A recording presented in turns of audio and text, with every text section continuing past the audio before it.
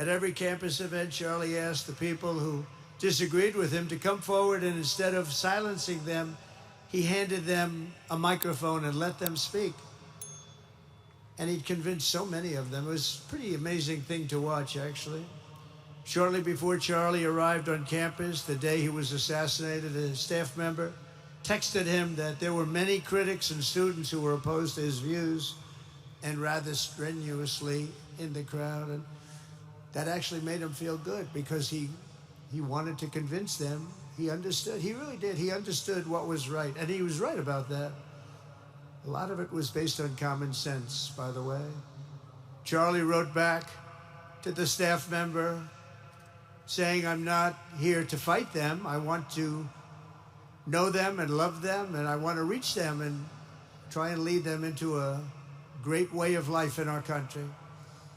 In that private moment on his dying day, we find everything we need to know about who Charlie Kirk truly was. He was a missionary with a noble spirit and a great, great purpose. He did not hate his opponents. He wanted the best for them. That's where I disagreed with Charlie. I hate my opponent, and I don't want the best for them. I'm sorry. I am sorry, Erika. But now Erika can talk to me and the whole group, and maybe they can convince me that that's not right, but I can't stand my opponent. Charlie's angry. Looking down, he's angry at me now. He wasn't interested in demonizing anyone. He was interested in persuading everyone to the ideas and principles he believed were good, right, and true. Before each appearance, he prayed these words: "God, use me for your will." Always said the same thing: use me for your will.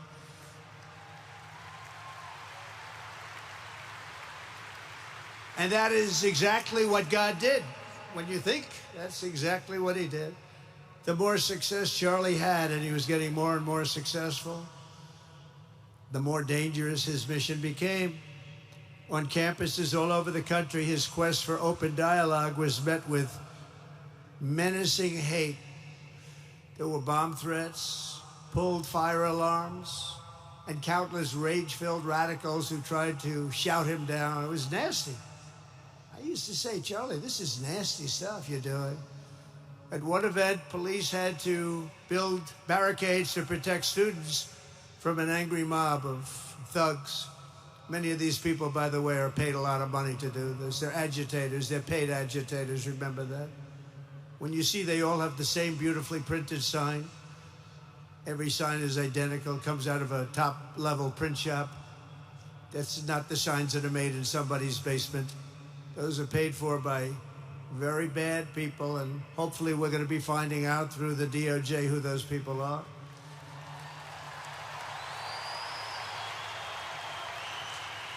At another college, Antifa terrorists shattered windows, threw rocks, and tried to storm the building where Charlie was speaking. It was a really bad one. Often dozens of police officers were needed to prevent left-wing violence. And the violence comes largely from the left. You don't hear that from too many people, do you? And virtually every day for years before he was murdered, Charlie received these horrible death threats. People don't know. I used to talk to him about it. He said, "I got some threats."